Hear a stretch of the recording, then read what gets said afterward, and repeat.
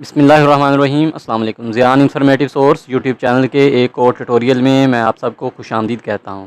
दोस्तों, आज की इस वीडियो में हम डिस्कस करने जा रहे हैं basic terms of accountings.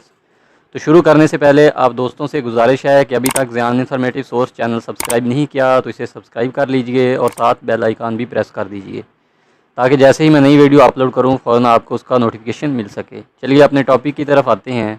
Basic terms of accounting discuss करने से पहले हम अकाउंटिंग की डेफिनेशन देख लेते हैं कि बेसिकली अकाउंटिंग है क्या। Accounting is the systematic process of identifying, recording, summarising, reporting and analysing the required financial information relating to the economic events of an organization to the interested users for making decisions।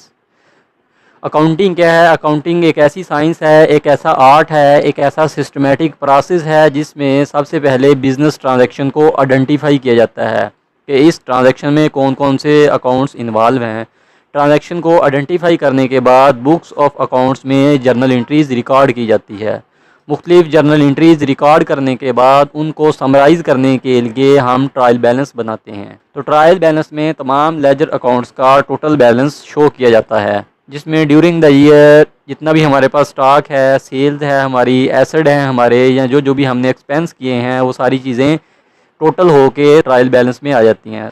Summarising के बाद next मरहला है reporting का। तो reporting में eight the end of the year हम financial statement तैयार करते हैं जिसमें इनकम स्टेटमेंट है, trading profit and loss account है, बैलेंस शीट है, cash flow state. Financial statement से हमें जो फिनंशियल इंफॉर्मेशन मिलती है कंपनी के बारे में, उस डाटा की बेस पे फिर हम उसका एनालिसिस करते हैं कि आया कंपनी की इस वक्त के कंपनी की फ़िनांशियल पोजीशन क्या है, कंपनी के पास एसेट्स कितने हैं, कंपनी के पास लाइबिलिटीज़ कितनी हैं। मैनेजमेंट इसमें कंपनी के पॉजिटिव और नेगेटिव पॉइंट्स आइडेंटिफाई करती है और इसी एनालिसिस की बेस पे फर्दर डिसीजन मेकिंग की जाती है कि आया फ्यूचर में हमें क्या करना है, कि प्रोडक्शन हमने कैसे करनी है, सेल कैसे करनी है, बिज़नेस को कंटिन्यू कैसे रखना है। तो ये सारी चीज़ें फिनंशियल स्टेटमेंट के बाद जब हम उसका एनालिसिस करते हैं उसके बाद ये डिसीजन लिया जाता है कि फ़र्दर हमने कौन से स्टेप लेने हैं बिज़नेस को इन्हांस करने के लिए, बिज़नेस को कंटिन्यू रखने के लिए या बिज़नेस कैपेसिटी इंक्रीज़ करने के लिए। डेफिनेशन के बाद अब हम बेसिक टर्म्स ऑफ अकाउंटिंग की तरफ आते हैं जिसमें सबसे पहले हमारे पास है business. Any legal action that is done in order to earn income और profit is called business. Business क्या है? कोई भी लीगल एक्टिविटीज़ जिसका main purpose to earn profit लेकिन उसमें लॉस का एलिमेंट भी शामिल होता है उसे हम बिज़नेस कहते हैं। It includes the production of goods and services. ये प्रोडक्शन का बिज़नेस भी हो सकता है कि जिसमें हम गुड्स मैन्युफैक्चर करते हैं, और सर्विसेज बिज़नेस भी हो सकता है। तो गुड्स बिज़नेस क्या होता है, सर्विसेज बिज़नेस क्या होता है, इसको थोड़ा सा देख लेते हैं। ऐसा बिज़नेस जिसमें हम गुड्स प्रोड्यूस करते हैं या गुड्स मैन्युफैक्चर करते हैं या गुड्स की ट्रेडिंग करते हैं, वो हमारा गुड्स का बिज़नेस होगा। जिसमें हम गुड्स मैन्युफैक्चर भी करते हैं या बनी बनाई गुड्स को लेके आगे उसे सेल कर देते हैं। और दूसरा है सर्विसेज बिज़नेस। तो सर्विसेज के बिज़नेस में ना तो हम गुड्स मैन्युफैक्चर करते हैं और ना ही हम गुड्स को सेल या परचेज़ करते हैं। जैसे ट्रांसपोर्टेशन है, ये एक सर्विसेज बिज़नेस है जिसमें ट्रांसपोर्टेशन अपनी सर्विस प्रोवाइड करती है, गुड्स को एक जगह से दूसरी जगह लेकर जाती है और उसके अगेंस्ट अपने चार्जेस लेती है। इसी तरह ऑडिट फर्म्स, मुख्तलिफ ऑडिट फर्म्स क्या करती हैं, कंपनीज़ का ऑडिट करती हैं जिसमें वो अपने ह्यूमन रिसोर्सेज को इस्तेमाल करती हैं और इसके अगेंस्ट चार्जेस लेती हैं। इसी तरह doctor, engineer, lawyer. Purchase and sale of goods and services. Purchase and sales of goods and services में गुड्स को मैन्युफैक्चर नहीं किया जाता बल्कि बनी बनाई गुड्स परचेज़ की जाती हैं और आगे प्रॉफिट पे उन्हें सेल कर दिया जाता है। इसी तरह बैंकिंग बिज़नेस है, इंश्योरेंस का बिज़नेस है या ट्रांसपोर्टेशन का बिज़नेस, और इसके अलावा कोई भी ट्रेडिंग एक्टिविटीज़, ये सारे बिज़नेस की कैटेगरी में आते हैं। नेक्स्ट है trade. Purchase and sale of goods and services in order to earn profit is called trade. Profit earn करने के लिए हम गुड्स की जो खरीदो फरोख्त करते हैं वो हमारा ट्रेड कहलाता है। ट्रेडिंग बिजनेस में हम गुड्स को मैन्युफैक्चर नहीं करते बल्कि जैसे ही हम गुड्स परचेज करते हैं एज इट इज़ दूसरी जगह पे प्रॉफिट पे वैसे ही सेल कर देते हैं। नेक्स्ट है profession. Any work done in order to earn profit which necessary require period training and education is called a profession. कि प्रॉफिट अर्न करने के लिए, रेवेन्यू जनरेट करने के लिए हम कोई भी काम करते हैं वो हमारा प्रोफेशन कहलाता है, जिसके लिए हमें ट्रेनिंग और एजुकेशन की ज़रूरत होती है। इन्हीं ट्रेनिंग और एजुकेशन के बाद हमारा प्रोफेशन डिफाइंड होता है। जैसे अकाउंटेंट है, डॉक्टर है, लायर है, इंजीनियरिंग। तो हम जिस तरह की ट्रेनिंग या एजुकेशन लेंगे उसी प्रोफेशन में जाएंगे। Proprietor, a person who invests capital in the business and entitled to have all profit and losses of the business is called proprietor or the owner of the business। कि ऐसा शख्स जो business में capital invest करता है, सरमाया invest करता है और उसके बाद जो भी प्रॉफिट होगा या लॉस होगा उसका वो बजाते खुद ज़िम्मेदार होता है, तो वो बिज़नेस का ओनर या प्रोप्राइटर कहलाता है। तो बिज़नेस की तीन टाइप्स हैं, एक है soul trader business, partnership business. In A soul trader business, soul trader is a proprietor. Soul trader के बिज़नेस में वही शख्स प्रोप्राइटर भी होगा क्योंकि प्रॉफिट और लॉस का ज़िम्मेदार वो बताते खुद होगा। इसी तरह पार्टनरशिप फर्म में मुख्तलिफ पार्टनर अपना कैपिटल इन्वेस्ट करते हैं, तो वो तमाम पार्टनर्स प्रॉफिट और लॉस के ज़िम्मेदार होंगे। उसके बाद कंपनी में शेयर होल्डर प्रोप्राइटर होते हैं जिसमें वो अपना कैपिटल इन्वेस्ट करते हैं और प्रॉफिट और लॉस के ज़िम्मेदार होते हैं। Capital, the amount of cash, goods or assets which is initially invested by a proprietor while commencing business is called capital. It is invested to earn profits. Capital जो कि कैश की सूरत में भी हो सकता है, गुड्स की सूरत में भी हो सकता है और एसेट्स की सूरत में भी हो सकता है, जो कि इनिशियली बिज़नेस को स्टार्ट करने के लिए जो सरमाया बिज़नेस में इन्वेस्ट किया जाता है, चाहे वो कैश है, चाहे वो गुड्स है, चाहे वो एसेट है, वो कैपिटल कहलाता है। In other words, the excess of assets over liability is capital. दूसरे लफ्ज़ों में हम कह सकते हैं कि अगर हमारे एसेट्स हमारी लाइबिलिटी से ज़्यादा हैं तो वो हमारा कैपिटल है। जैसे capital is equal to total assets minus total liability. Capital हम कैसे निकालते हैं, टोटल एसेट में से टोटल लाइबिलिटी माइनस कर देते हैं, तो बकिया जो हमारे पास बैलेंस बचेगा वो हमारा कैपिटल कहलाएगा। Assets, all the resources of business having economic value are called assets. These resources help the business to earn a profit and have future values. Business के वो तमाम रिसोर्सेज जिनकी इकोनॉमिक वैल्यूज़ भी हो एसेट्स कहलाते हैं, और बिज़नेस में ये तमाम रिसोर्सेज प्रॉफिट अर्न करने के लिए इस्तेमाल किए जाते हैं। These are important for running a business and are in the possession of the business. Business को कंटिन्यू रखने के लिए या बिज़नेस को अपनी पोजेशन में रखने के लिए इन एसेट्स की बहुत ज़्यादा अहमियत है। एसेट्स की फर्दर दो टाइप्स हैं, करंट एसेट और fixed assets. Fixed, these assets which are used by a business for a long time are called fixed assets. ऐसे assets जो बिज़नेस में लॉन्ग टर्म बेनिफिट्स के लिए यूज़ किए जाते हैं उसे हम फिक्स्ड एसेट कहते हैं, और इनका ड्यूरेशन 1 साल से ज़्यादा होता है। जैसे लैंड है, बिल्डिंग है, plant and machinery, furniture, vehicle, तो ये बिज़नेस में लॉन्ग टर्म बेनिफिट्स के लिए इस्तेमाल किए जाते हैं और इनको ईजीली कैश में कन्वर्ट नहीं किया जा सकता। Current asset, the assets which are used by a business for a short time are easily get converted into cash is called current assets. ऐसे एसेट जो बिज़नेस में शॉर्ट टाइम के लिए इस्तेमाल किए जाते हैं और इनका ड्यूरेशन 1 साल से कम होता है और इनको इजीली कैश में कन्वर्ट भी किया जाता है, इनकी लिक्विडिटी ज़्यादा होती है, तो ऐसे तमाम सोर्सेज करंट एसेट्स कहलाते हैं। For example raw material, finish goods, cash balance, bank balance के जो भी जितना भी हमारे पास स्टॉक है, चाहे वो रॉ मटेरियल की सूरत में है, चाहे फिनिश गुड्स की सूरत में है, या कैश बैलेंस है, या बैंक में जो भी बैलेंस पड़ा है, वो हमारा करंट एसेट कहलाता है और इसको इजीली हम कैश में कन्वर्ट कर सकते हैं। Liabilities, the amount which business owns to others is called its liability. तो बिज़नेस के अंदर जो भी अमाउंट जो दूसरों की मलकियत होगी, दूसरों की प्रॉपर्टी होगी, बिज़नेस उसे बजाते खुद ओन नहीं करती, वो बिज़नेस की लाइबिलिटी कहलाती हैं। लाइबिलिटी की फर्दर दो टाइप्स हैं, लॉन्ग टर्म लाइबिलिटीज़ और short term liabilities. Long term liabilities usually payable after a period of 1 year. Long term liability को मोस्टली 1 साल के बाद जाके पे किया जाता है। जैसे long term loan from financial institution, कि हम किसी भी फाइनेंशियल इंस्टीट्यूशन से लॉन्ग टर्म लोन लेते हैं तो इसका ड्यूरेशन भी 1 ईयर से ज़्यादा होता है, और इसी तरह कंपनी डिबेंचर इशू करती है, इसका ड्यूरेशन भी 1 ईयर से ज़्यादा होता है। Short term liabilities usually payable with in A 1 year. ऐसी तमाम ज़िम्मेदारियाँ, ऐसी तमाम लाइबिलिटीज़ जिनको 1 साल के अंदर अंदर या 1 साल से कम पीरियड में पे किया जाता है, वो हमारी शॉर्ट टर्म लाइबिलिटीज़ कहलाती हैं। सच एज क्रेडिटर्स, कि हमने सप्लायर से कोई गुड्स ली हैं, उसकी हमने पेमेंट करनी है तो वो हमने 1 साल के अंदर अंदर करनी है। इसी तरह बैंक ओवरड्राफ्ट के बैंक से एक्स्ट्रा रकम जो हमने ली है वो भी हमने 1 साल के अंदर अंदर पे करनी होती है। Expenses, the cost which business incurs for producing goods and services और for using services is called expenses. Goods को प्रोड्यूस करने के लिए, गुड्स को मैन्युफैक्चर करने के लिए जितने भी अखराजात आएंगे वो सारे एक्सपेंस कहलाते हैं। These includes payments made for wages, salaries, freight, advertisement, rent, insurance etcetera. तो ये तमाम पेमेंट्स वेजेस की सूरत में भी हो सकती हैं। इसी तरह फैक्ट्री में या ऑफिस में हमने एम्प्लॉइज़ हायर किए हैं, उनकी सैलरीज, ये भी एक्सपेंसेस कहलाएंगे। और इसी तरह गुड्स मैन्युफैक्चरिंग करने के लिए हम जो भी रॉ मटेरियल परचेज़ करते हैं उसको फैक्ट्री तक लाने के लिए जितने भी ट्रांसपोर्टेशन एक्सपेंस होंगे, फ्रेट होगा, वो भी हमारे एक्सपेंसेस कहलाएंगे। जितने भी ट्रांसपोर्टेशन के अखराजात होंगे, फ्रेट होगा, वो भी हमारे एक्सपेंसेस कहलाएंगे। इसी तरह अपनी गुड्स को प्रमोट करने के लिए हम जो भी एडवर्टाइजमेंट करते हैं, जो भी मार्केटिंग करते हैं, वो भी हमारे एक्सपेंस कहलाएंगे। इसी तरह हमने कोई भी रेंट पे किया है, फैक्ट्री का रेंट है, ऑफिस का रेंट है, वो भी हमारे एक्सपेंस होंगे। इसी तरह हमने अगर किसी एसेट्स की या स्टॉक की इंश्योरेंस करवाई हुई है और उसके अगेंस्ट हम जो इंस्टॉलमेंट पे करते हैं, वो भी एक्सपेंस की कैटेगरी में आएंगे। In other words we can say that the cost of earning revenue is an expense. दूसरे लफ्ज़ों में हम कह सकते हैं कि हम अर्निंग के लिए, रेवेन्यू अर्न करने के लिए, रेवेन्यू जनरेट करने के लिए, सेल जनरेट करने के लिए जो भी एक्सपेंस करते हैं, वो हमारे जो भी अखराजात करते हैं, वो हमारे एक्सपेंस कहलाते हैं।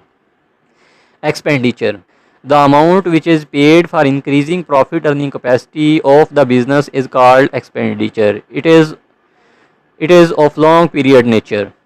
कि हम अपने बिज़नेस की अर्निंग कैपेसिटी को बढ़ाने के लिए, बिज़नेस को इन्हांस करने के लिए जो भी एक्सपेंडिचर करते हैं, जो भी अखराजात करते हैं, वो हमारे एक्सपेंडिचर कहलाते हैं और ये लॉन्ग टर्म बेनिफिट्स के लिए होते हैं। जैसे हमने कोई भी न्यू प्लांट परचेज़ किया है, इतनी प्रोडक्शन कैपेसिटी को बढ़ाने के लिए कोई मशीनरी परचेज़ की है, या लैंड परचेज़ की है, या बिल्डिंग परचेज़ की है, कि जिससे हमारी प्रोडक्शन कैपेसिटी भी इंक्रीज़ हो और हमारा बिज़नेस भी इंक्रीज़ हो, तो ऐसे तमाम अखराजात एक्सपेंडिचर की कैटेगरी में आते हैं, जो कि लॉन्ग टर्म बेनिफिट्स के लिए होते हैं। जबकि एक्सपेंस डेली की जो रूटीन एक्टिविटीज़ हैं बिज़नेस में, डेली बेसिस पे हम जो भी अखराजात करते हैं, वो हमारे एक्सपेंस कहलाते हैं।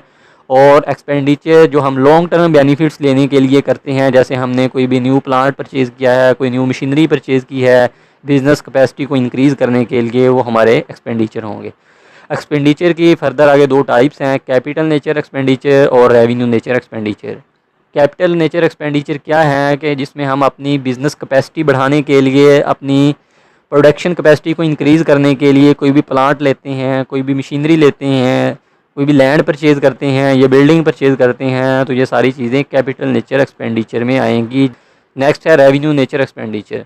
ऐसे तमाम एक्सपेंडिचर जिससे हमारा रेवेन्यू इंक्रीज़, जैसे जैसे गुड्स को प्रमोट करने के लिए, बिज़नेस को प्रमोट करने के लिए हमने एडवर्टाइजमेंट में न्यू एम्प्लॉइज़ हायर किए हैं या न्यू ऑफिस खोले, तो ये रेवेन्यू नेचर एक्सपेंडिचर होंगे कि जिससे हमारा रेवेन्यू इंक्रीज़ हो। Income, that amount which increase the capital of the business is called income. कि ऐसी अमाउंट जिससे हमारा कैपिटल, हमारा सरमाया इंक्रीज़ हो, वो हमारी इनकम कहलाती है। In other words the excess of revenue over expense is called income. दूसरे लफ्ज़ों में हम कह सकते हैं कि अगर हमारे रेवेन्यू हमारे एक्सपेंस से, हमारे अखराजात से ज़्यादा हो, तो हमारी इनकम कहलाती है। सादा लफ्ज़ों में तमाम अखराजात निकालने के बाद जो बकिया बैलेंस हमारे पास बचता है, वो हमारी इनकम कहलाती है। Drawing, the amount of cash और goods which is withdrawn by proprietor from business for its personal usage is called drawings. It reduce the capital of the business. कि ऐसी अमाउंट जो ओनर ऑफ द बिज़नेस या proprietor अपने personal use के लिए, अपने private use के लिए बिज़नेस से निकालता है, वो ड्राइंग कहलाती हैं। वो कैश की सूरत में भी हो सकती हैं, गुड्स की सूरत में भी हो सकती हैं, और ड्राइंग को हम कैपिटल में से लेस करते हैं। Goods, the things which are bought and sold by business are called goods. कि बिज़नेस में हम जो भी चीज़ें ख़रीदते हैं या बेचते हैं, वो गुड्स कहलाती हैं। गुड्स में भी raw material, work in process, finish goods. वो गुड्स रॉ मटेरियल की शेप में भी हो सकती हैं, वर्क इन प्रोसेस यानी सेमी फिनिश गुड्स भी हो सकती हैं, या फिनिश गुड्स भी हो सकती हैं। In accounting when goods are purchased it is written as purchases, when goods are sold it is written as sold, if remains unsold at the end of the year it is written as stock. तो accounting में goods को हम तीन तरह से trade करते हैं। ऐसी तमाम गुड्स जो हमने परचेज़ की हैं, उसको हम परचेजेज में लिखेंगे, और ऐसी तमाम गुड्स जिसको हम सोल्ड करते हैं, उसको सेल्स में लिखेंगे, और जो हमारे पास अनसोल्ड स्टॉक बचा होगा, वो उसे हम स्टॉक में लिखते हैं। और at the end of the financial year यही अनसोल्ड स्टॉक हमारा एंडिंग स्टॉक कहलाएगा, और नेक्स्ट ईयर का ओपनिंग स्टॉक कहलाएगा। Purchases, goods bought for resale are called purchases, they may be in the form of raw material और finish goods. चीज़ेज़ क्या हैं? ऐसी तमाम अशिया जिसको हम रीसेल पर्पज़ के लिए ख़रीदते हैं वो हमारी परचेजेस कहलाती हैं। वो रॉ मटेरियल भी हो सकता है और फिनिश गुड्स भी हो सकता है। रॉ मटेरियल की सूरत में हम उस पर फर्दर वर्किंग प्रोसेस करने के बाद उनको फिनिश गुड्स में कन्वर्ट करने के बाद सेल करते हैं। इसी तरह अगर हम फिनिश गुड्स परचेज़ करते हैं तो ये ट्रेडिंग बिजनेस होगा, इसमें हम प्रॉफिट पे आगे सेल कर देते हैं। Purchase of asset is not called purchases because assets are not purchase for resale. अगर हम कोई भी एसेट परचेज़ करते हैं तो उसको हम परचेजेज में नहीं लिखेंगे बल्कि वो हमारे एसेट कहलाएंगे, क्योंकि एसेट को हम रीसेल पर्पज़ के लिए परचेज़ नहीं करते बल्कि लॉन्ग टर्म बेनिफिट्स के लिए, अपनी अर्निंग कैपेसिटी इंक्रीज़ करने के लिए, बिज़नेस को इंक्रीज़ करने के लिए, प्रोडक्शन को बढ़ाने के लिए हम एसेट परचेज़ करते हैं। Sales, when goods are sold in order to earn profit are called sales. जब हम प्रॉफिट कमाने के लिए गुड्स को बेचते हैं तो वो हमारी सेल्स कहलाती हैं। तो सेल्स दो तरह की होती है, एक है कैश सेल और एक credit sale. When goods are sold for cash it is called cash sales, when goods are sold on credit are called credit sales. Purchase return, goods once purchased by the business are returned back due to any reason is called purchase return or return outwards। हम कोई भी goods purchase करते हैं और फिर buyer को return back कर देते हैं किसी भी रीज़न की बिना पे, तो वो हमारी परचेज रिटर्न या रिटर्न आउटवर्ड कहलाएगी। Sales return, goods once sold to the customer when are returned back by them due to any reason then such goods are called as sales return और return inward. एक दफ़ा जब हम customer को goods sale कर देते हैं और उसके बाद कस्टमर अगेन हमें रिटर्न बैक करता है तो वो हमारी सेल रिटर्न कहलाएगी। उसकी कोई भी रीज़न हो सकती है, गुड्स डैमेज है या कस्टमर की रिक्वायरमेंट के मुताबिक नहीं थी तो उसने हमें वापस रिटर्न कर दी, तो वो सेल रिटर्न या रिटर्न इनवर्ड कहलाती है। और टोटल सेल्स में से हम सेल्स रिटर्न को लेस करते हैं। इसी तरह हम टोटल परचेजेज में से परचेज रिटर्न को भी लेस करते हैं। Stock, those goods which are remain unsold in the business at the end of the financial year. These unsold goods at the end of the financial year are called closing stock। कि जितनी भी हमारे पास unsold goods होंगी वो हमारा stock कहलाएगा, और at end of the financial year यही अनसोल्ड स्टॉक हमारा क्लोजिंग स्टॉक बन जाएगा। फाइनेंशियल ईयर के आखिर में जो हमारा क्लोजिंग स्टॉक होगा नेक्स्ट ईयर में वही हमारा ओपनिंग स्टॉक होगा। Revenue, the amount received by a business for selling goods और सर्विसेज। के गुड्स और सर्विसेज को सेल करने से हम जो भी अमाउंट हासिल करते हैं वो हमारा रेवेन्यू कहलाता है। This amount is received from day to day business activities in the form of sales, rent, interest, commission, discount, dividend etcetera. तो ये अमाउंट हम day to day business transaction से रिसीव करते हैं, जिसमें हमारी गुड्स की सेल्स भी हो सकती हैं, हमने कोई रेंट रिसीव किया है वो भी हमारा रेवेन्यू होगा, कोई इंटरेस्ट रिसीव किया है वो भी हमारा रेवेन्यू होगा। इसी तरह हमने कोई कमीशन रिसीव किया है या डिस्काउंट रिसीव किया है या डिविडेंड हासिल किया है तो ये तमाम रेवेन्यू की कैटेगरी में आएंगे। Profit, when the amount of revenue exceeds the expenses or the cost of goods is called profit।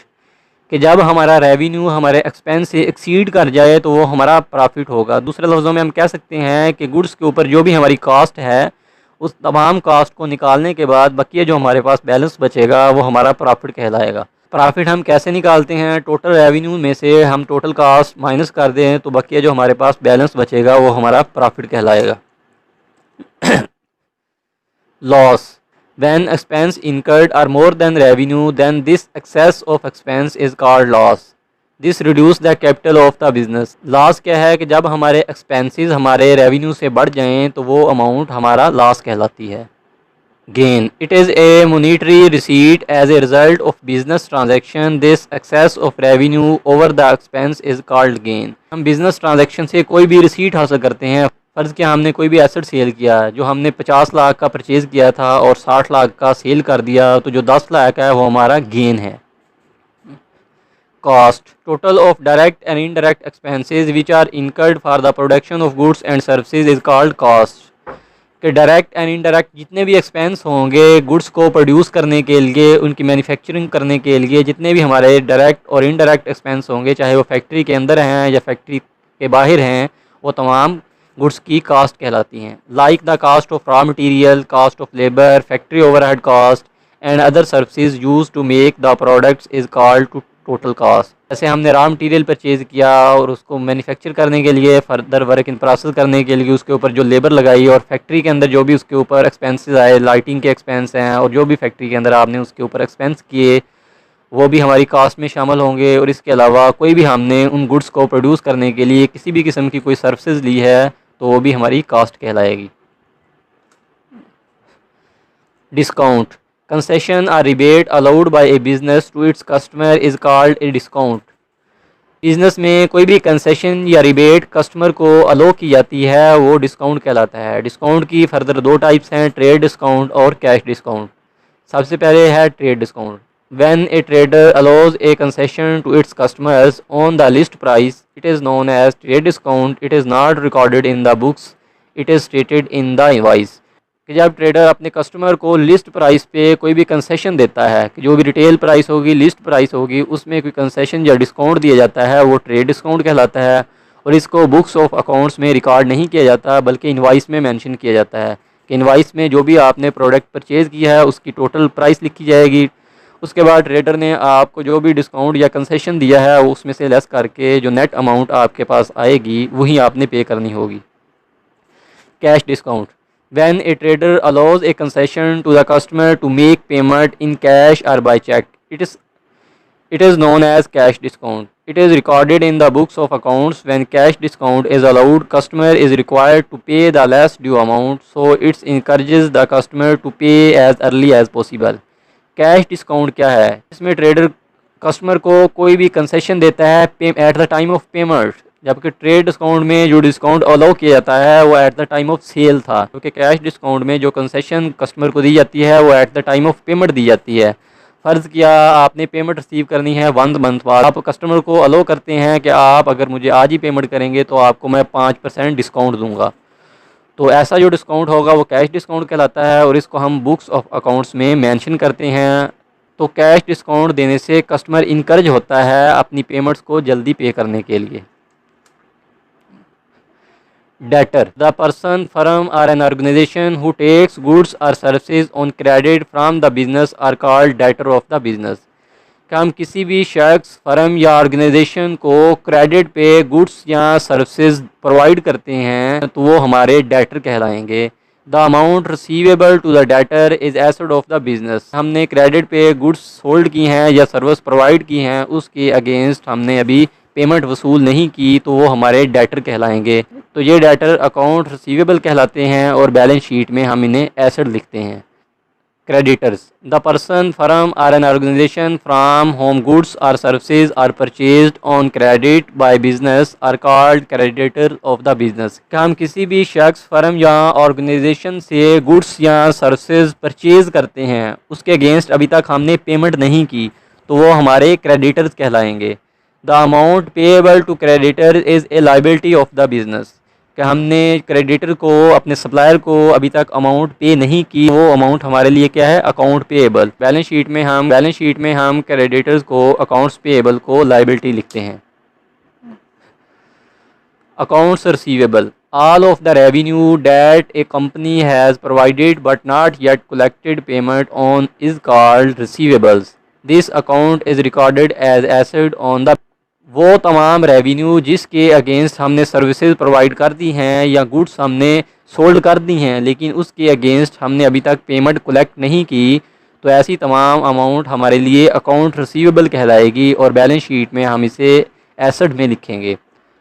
Accounts payable, the total amount which is to be paid by the business is called payable. This account is recorded as a liability in the balance sheet. Accounts payable क्या है? वो तमाम amounts जो हमने अभी तक पे नहीं की, जिसके अगेंस्ट हमने गुड्स रिसीव कर ली हैं या सर्विसेज रिसीव कर ली हैं और अभी तक पेमेंट नहीं की, तो वो हमारे लिए अकाउंट्स पेएबल होंगे, हमारी लायबिलिटीज़ होगी और बैलेंस शीट में हम इन्हें अकाउंट पेएबल में लायबिलिटी के तौर पे लिखेंगे।